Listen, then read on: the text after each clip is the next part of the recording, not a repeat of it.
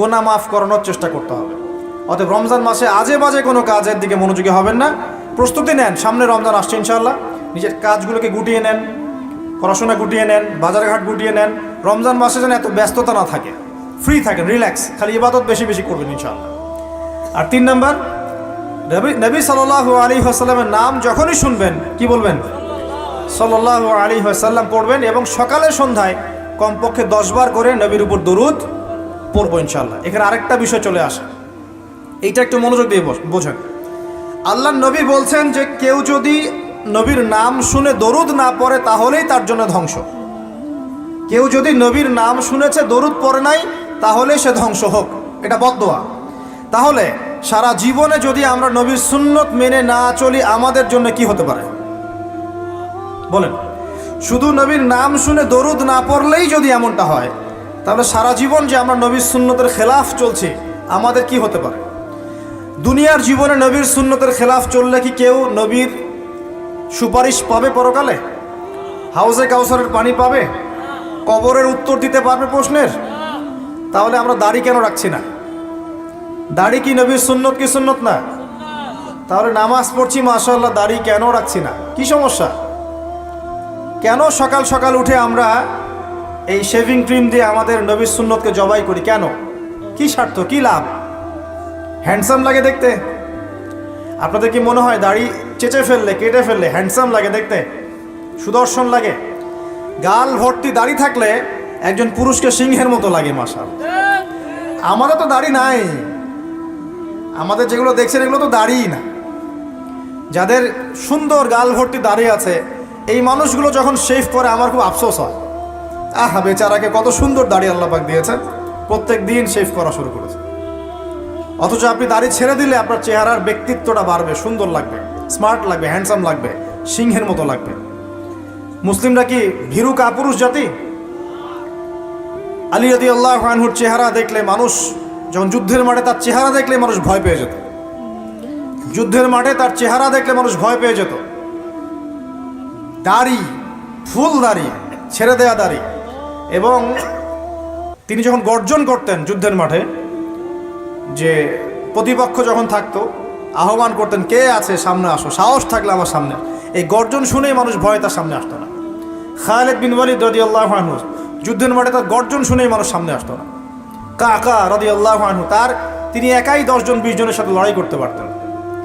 বলা হতো যে যে সেনাবাহিনীর মধ্যে কাকা রাদিয়াল্লাহু আনহু আছে ওই সেনাবাহিনী কখনো পরাজিত হয় না, বলা হতো। এটা প্রবাদ ছিল। তাদের গাল ভর্তি দাড়ি ছিল না। সাহাবীরা কি শেভ করতেন? কোনোদিন দেখেছেন কোন হাদিসের মধ্যে সাহাবীরা শেভ করেছেন? তারা নবীর সুন্নতটা কি আগে নিজের দেহে আনতে হবে না? নিজের দেহে যদি সুন্নত না আনতে পারি মানুষকে সুন্নত শেখাতে পারবো? ওয়াদা করা যাবে এখন যে আমরা ইনশাআল্লাহ দাড়ি শেভ করবো না? ওয়াদা করা যাবে? দাড়ি রাখলে চাকরি পাবেন না? রিজিক কার হাতে? না না, রিজিক তো দাড়ির হাতে মনে হচ্ছে। দাড়ি রাখলে যদি চাকরি চলে যায় তার রিজিক কার সাথে সংশ্লিষ্ট হলো? রিজিকের মালিক কে? আপনাকে আল্লাহ পাক যতটুকু রিজিক দিয়েছেন তাকদিরে লেখা আছে না? তাকদিরে লেখা আছে না? তাকদিরে লেখা আছে যেটা, সেটা কি আপনি না খেয়ে মরবেন নাকি? যদি আপনার তাকদিরে থাকে যে আপনি 50 বছর বাঁচবেন আর 50 বছরে আপনি 500 মণ চাল খাবেন, কথার কথা, ওই চালের এক দানা বাকি থাকতে আপনি মরবেন? মরবেন না। তাহলে রিজিক কি আমার সাথে সম্পৃক্ত না আল্লাহর সাথে সম্পৃক্ত? এই বিশ্বাসটা করতে হবে। তো দাড়ি রাখলে কি মেয়েরা পছন্দ করবে না নাকি? বলেছে যে বিয়ে করবো না দাড়ি রাখলে, এমন কথা বলেছে? যদি কোনো মেয়ে এরকম কথা বলে ওই মেয়েকে বিয়েই করার দরকার নেই আপনার। যদি কোনো মেয়ে আপনাকে বলে যে দাড়ি রাখলে ভালো লাগে না, শেভ করতে হবে, না হলে বিয়ে হবে না, বিয়ে করবো না, ওই মেয়েকে বিয়ে না করাই উচিত আপনার। ওর তো মানে আপনাকে বিয়ে করার যোগ্যতাই হয়নি, ওর তো যোগ্যতাই হয়নি আপনাকে বিয়ে করার। সে তো দাড়ি নিয়ে প্রশ্ন তুলছে। যে মেয়ে বলবে যে নবীর সুন্নত আছে এজন্য আপনাকে পছন্দ করি, তখন বুঝবেন যে হ্যাঁ এই মেয়ের মধ্যে ভালো কিছু আছে। যেই মেয়ে দেখবে যে আপনি নামাজি কিনা, যেই মেয়ে দেখবে আপনি নামাজি কিনা, দাড়ি আছে কিনা, ইমানদার কিনা, দিনের জন্য কিছু করেন কিনা, হালাল, আর যেই মেয়ে আপনাকে দেখবে আপনার কত বড় সম্পত্তি, কতটা বড় জমি, কত বড় চাকরি, সুদ খান কিনা ওর কোনো আসে যায় না, টাকা হইলেই হইল, এগুলোকে ঘরে ঢুকালে অশান্তি আর অশান্তি। কি চাচ্ছেন? শান্তি না অশান্তি? নবী সাল্লাল্লাহু আলাইহি ওয়াসাল্লাম বলেছেন, দিনদারিতা দেখে মেয়েদেরকে বিয়ে করো। কি দেখে? একই বিষয় ছেলেদের জন্য মেয়েদের জন্য সেম। ছেলে দেখতে হবে দিনদার কিনা, মেয়ে দেখতে হবে দিনদার কিনা, পর্দা করে কিনা, দিনদারিতা আছে কিনা। দুনিয়ার এই ছোটোখাটো বিষয় যদি দেখেন, তুচ্ছ বিষয়গুলো, একদিন না একদিন আপনি পস্তাবেন কিন্তু। আর যদি আপনি দিনদারিতা দেখেন, ইনশাল্লাহ আপনি কোনোদিন পস্তাবেন না ইনশাআল্লাহ। আল্লাহ পাক তৌফিক দান করুন। এটা একটা বড় সিদ্ধান্ত জীবনের। এই সিদ্ধান্তে যদি ভুল করে ফেলেন সারা জীবন পস্তাতে হবে। অতএব এখানে বেশি আবেগে ফ্যান্টাসিতে ভুগবেন না। ঠান্ডা মাথায় দিনদারিতাকে অগ্রগণ্য করে আপনি ছেলে দেখবেন বা মেয়ে দেখবেন ইনশাআল্লাহ। আর গার্ডিয়ান যারা পরিবারের পিতামাতা আছেন তাদেরকেও বলবো, দুনিয়ার এই বিষয়গুলোকে বেশি প্রাধান্য দিতে যাবেন। কত বড় চাকরি করে, কত বড় জমির মালিক, কত বেশি টাকা, এগুলো পরের বিষয়। আগের বিষয় হচ্ছে আপনার ওই জামাই দিনদার কিনা, আগের বিষয় হচ্ছে তার মধ্যে ইসলাম আছে কিনা, শুরুর বিষয় হচ্ছে আপনার ওই মেয়ের মধ্যে দিনদারিতা আছে কিনা। এটা নসিহত করে গেলাম। যদি আপনি বুদ্ধিমান হন তাহলে আমার নসিহত গ্রহণ করবেন ইনশাআল্লাহ তাআলা। না হলে কিন্তু সারা জীবন পস্তাতে হবে। যারা বেদিন জামাই বিয়ে করেছে আর বেদিন মেয়ে বিয়ে করেছে তারা বুঝবে যে আমার কথার মর্ম কতটুকু। তারা এখন ইচ্ছা করে লাইনে আনতে পারছে না। পারছেন? ওই যে বলছে বিয়ের পরে ঠিক হয়ে যাবে, এত সহজ? এটা কি সুইচ টিপ দিলে ঠিক হয়ে যাবে? মানুষের মনটা খুব জটিল একটা বিষয়। এত সহজেই মানুষের মন চেঞ্জ হয় না। হয় ইল্লা মাশাআল্লাহ, আল্লাহ চাইলে হয়। কিন্তু যদি মনে করেন যে পর্দা করে না, বিয়ে করি তারপর পর্দা করবে, করাই নিব, বানাই নিব, নিজের মতো গড়ে নিব, এত সহজ নয়। পরে দেখবেন সেই মেয়ে আপনার দাড়ি শেভ করা ফেলছে, করতে পারে না, আপনাকে পেরেশানিতে ফেলবে। সবার এত টাকা, তোমার টাকা নাই। এই যুগে একটু সুদ খেলে কি হয়, সমিতিতে নাম লেখালে কি হয়, সুদের লোন নিলে কি হয়, সবার একতলা বাড়ি, আমার কেন, সবার 4-5 তলা বাড়ি, আমার কেন একতলা থাকবে, নাও লোন নাও বাড়ি করি। আপনার স্ত্রী আপনাকে এদিকে ইনফ্লুয়েন্স করবে, করবে না? করবে। এইভাবে তো বহু পরিবারের কর্তা দিন দিন হার্টস্ট্রোক করে মারা যাচ্ছে। টেনশন, পারিবারিক অশান্তি। অতএব দিনদারিতাকে প্রাধান্য দেন ইনশাআল্লাহ। দিনদারিতার সৌন্দর্য কখনো শেষ হয়ে যাবে না ইনশাআল্লাহ। আল্লাহ পাক তৌফিক এনায়েত করুন। প্রিয় ভাইরা, আলোচনা একটা বড় অংশে এবার আসছি, এদিকে খেয়াল করেন, একটু মনোযোগ দিতে হবে। এখন থেকে আমরা একটু গুরুত্বপূর্ণ জায়গায় যাব। নবী সাল্লাল্লাহু আলাইহি ওয়াসাল্লামের সুন্নতের উপর আমল না করলে আমরা কি জান্নাত পাবো কি না? আর নবীর সুন্নত কি শুধুমাত্র ইবাদত বন্দেগীর ক্ষেত্রে করলেই হবে, না জীবনের সব ক্ষেত্রে করতে হবে? আমার সাথে কথা বলেন। নবীর সুন্নত কি শুধু ইবাদত বন্দেগীতেই করব, নাকি জীবনের সব ক্ষেত্রে করব? আল্লাহর নবী সাল্লাল্লাহু আলাইহি ওয়াসাল্লাম মাত্র 23 বছরে আইয়ামে জাহিলিয়াতকে সরিয়ে দিয়েছেন, কে দেন নাই? আইয়ামে জাহিলিয়াতের শিরিক, ওখানকার আপনার সুদ, ওখানকার আপনার জেনা, ওখানকার মাদক, ওখানকার গোত্রীয় হানাহানি 23 বছরের মধ্যে পরিবর্তন হয়েছে কি না? যখন মক্কা বিজয় হয়েছে তখন কি ওই মক্কার মধ্যে কোনো শিরিক ছিল, কোনো মূর্তি পূজা ছিল, কোনো সুদ ছিল, কোনো মেয়ের সাথে খারাপ আচরণ করা হয়েছে, কোনো ধর্ষণ হয়েছে, কোনো ব্যভিচার, গোত্রীয় হানাহানি, না সবাই ভাই ভাই হয়ে গেছে? 23 বছরের মধ্যে আল্লাহর নবী কি এমন করলেন যাতে একটা অন্ধকারাচ্ছন্ন সমাজ আলোকিত হলো? কি এমন করলেন, কে বলতে পারবেন? 23 বছরের মধ্যে আল্লাহর নবী কি এমন করলেন? তিনি কি কোনো জাদু করেছেন? তিনি কি মানুষকে বশ করেছেন?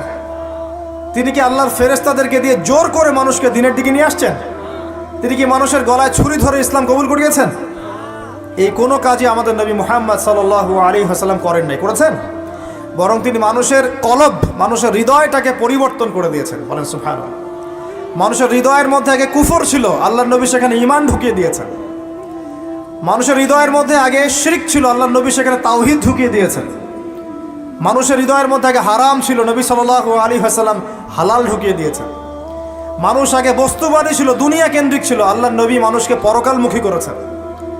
মানুষ আগে আল্লাহকে চিনতো না, আল্লাহর নবী মানুষকে আল্লাহকে চিনিয়েছেন। মানুষের কবর, হাসর, জান্নাত, জাহান্নাম নিয়ে এত চিন্তা ছিল না, আল্লাহর নবী তাদেরকে পরকালীন জীবন সম্পর্কে সচেতন করেছেন। করেন নাই? কিভাবে করেছেন? উত্তর, নবী সাল্লাল্লাহু আলাইহি ওয়াসাল্লাম 2টা উৎস দিয়ে করেছেন। কয়টা উৎস ভাই? 1 নাম্বার আল্লাহর কিতাব মানে আল কোরআন, 2 নাম্বার নবীর সুন্নত মানে কি? হাদিস। আমার সাথে কথা বলেন। 1 নাম্বার কি? আল্লাহর কিতাব মানে কি? আল কোরআন। 2 নাম্বার নবীর সুন্নত মানে হাদিস। এই কোরআন এবং হাদিসকে কেন্দ্র করে মাত্র 23 বছরে নবী সাল্লাল্লাহু আলাইহি ওয়াসাল্লাম পুরো জাহিলিয়াতের চিত্রই পাল্টে দিয়েছেন কিনা? আচ্ছা, কিভাবে? উত্তর, নবীজি এবং সাহাবীরা সর্বপ্রথম তারা সবাই কোরআন তেলাওয়াত করা জানতেন, 1 নম্বর। ঠিক আছে, তার মানে সমাজ পরিবর্তন করতে হলে আমাদের সবাইকে কোরআন তেলাওয়াত করা শিখতে হবে। 2, নবী এবং সাহাবীগণ সাল্লাল্লাহু আলাইহি ওয়াসাল্লাম কোরআন শুধু তেলাওয়াতই করতেন না, কোরআনের অনেক অংশ, প্রায় পুরো অংশই তাদের মুখস্থ ছিল না? তাহলে আমাদের কোরআন মুখস্থ করা লাগবে কিনা? পুরো অংশ না পারি অল্প একটু করা লাগবে কিনা? অথবা এতটুকু না পারি 1 পারা পারবো কিনা? 1 পারাও না পারি নামাজের জন্য উপযুক্ত সূরাগুলো মুখস্থ করতে পারবো কিনা? পারবো না? সারা জীবনে কম পড়াশোনা করেছি? প্রচুর পড়াশোনা করেছেন, তাহলে কোরআনের ক্ষেত্রে কেন পিছিয়ে থাকবো? থাকা যাবে? যাবে না। ওই যে বারবার একটা কথা বলি, 15-20 বছর পড়াশোনা করে 15টা সূরা শিখছেন না। 15 বছর পড়াশোনা করে আপনি 15টা হাদিস শিখছেন না। শিখেছেন? 15 বছর পড়েছেন, 10 জন জান্নাতের সার্টিফিকেট প্রাপ্ত সাহাবীর নাম বলতে পারছেন না, নবীজির 10 জন স্ত্রীর নাম বলতে পারছেন না, তার জীবনী বলতে পারছেন না, ঈমান ভঙ্গের কারণগুলো বলতে পারছেন না, কোনো কোনো ক্ষেত্রে ওযুর মাসআলাগুলোও বলতে পারছেন না, কোনটা ফরজ কোনটা সুন্নাত। এমন আছে না? এবং এদের সংখ্যা কি কম না বেশি? এদের সংখ্যা কোটি কোটি, এমন কোটি কোটি মানুষ আছে বাংলাদেশের মাটিতে। আমরা সবাই মাশাআল্লাহ দুনিয়াবি ক্ষেত্রে শিক্ষিত হয়েছি ঠিকই, কিন্তু দিনের বেসিক জিনিসগুলো শিখি নাই। আপনি দেখবেন, আমি দেখাবো। কে আছেন বলেন জান্নাতি 10 জন সাহাবীর নাম বলতে পারবেন? একজন ব্যক্তি দাঁড়ায় যান দেখি, যদি বলতে পারেন আমার পক্ষ থেকে নগদ 1000 টাকা পুরস্কার। জান্নাতি 10 জন সাহাবী, এই দুনিয়াতেই তারা জান্নাতের সার্টিফিকেট পেয়েছেন। আল্লাহ নবী বলেছেন তুমি জান্নাতি, তুমি জান্নাতি, তুমি জান্নাতি। 10 জন বলতে পারবেন কেউ? কিন্তু বিশ্বাস করেন, আমি যদি এখন ধরি কোনো পুরস্কার দিব না, 1 টাকাও ভাদিয়া নাই, আমাকে বলেন বাংলাদেশ ক্রিকেট টিমের 10টা প্লেয়ারের নাম বলেন, সবাই বলতে পারবে। পারবে না? 10 জন ইন্ডিয়ান নায়কের নাম বলতে বলেন, পারবে। 10 জন ইন্ডিয়ান নায়িকার নাম বলতে পারেন, পারবে। 10 জন আর্জেন্টিনার প্লেয়ারের নাম বলতে পারেন, পারবে। 10টা ব্রাজিলের প্লেয়ারের নাম জিজ্ঞাসা করেন, পারবে। এগুলো পারবে তারা। পারবে কি না? সত্যি কথা বলেন, পারবে কি না? অবশ্যই পারবে। 10টা বাংলা সিনেমার নাম বলেন, পারবে। 10টা হিন্দি সিনেমার নাম বলেন, পারবে। পারবে কি না? সত্যি কথা বলেন, পারবে কি না? অবশ্যই পারবে। না পারলে তো আলহামদুলিল্লাহ, আপনার জন্য দোয়া থাকবে যে পারেন নাই। কিন্তু বেশিরভাগ ছেলেপেলেই পারবে, বেশিরভাগ মেয়েই পারবে। মেয়েদেরকে জিজ্ঞাসা করেন 10টা সুন্দরী মেয়ের নাম বলো, ভারতের, পশ্চিমের, হ্যাঁ, সিনেমার, নাটকের, গায়কের, গায়িকার 10টা সুন্দর সুন্দর মেয়ের নাম বলো, বলে দিবে। পারবে না? জিজ্ঞাসা করেন আজকে গিয়ে যে 10 জন জান্নাতের সার্টিফিকেট প্রাপ্ত 10 জন সাহাবীর নাম কি, দেখবেন বেশিরভাগই বলতে পারবে না। এই বিষয়টাকে আপনি কি মনে করছেন? বিগত 10, 20, 30 বছর থেকে আমরা দেখছি যে একটা অসুস্থ প্রজন্ম তৈরি হয়েছে। অসুস্থ প্রজন্ম। কিরকম অসুস্থ? দিনের জ্ঞান অর্জনের কোনো ফিকির করে না, সারাদিন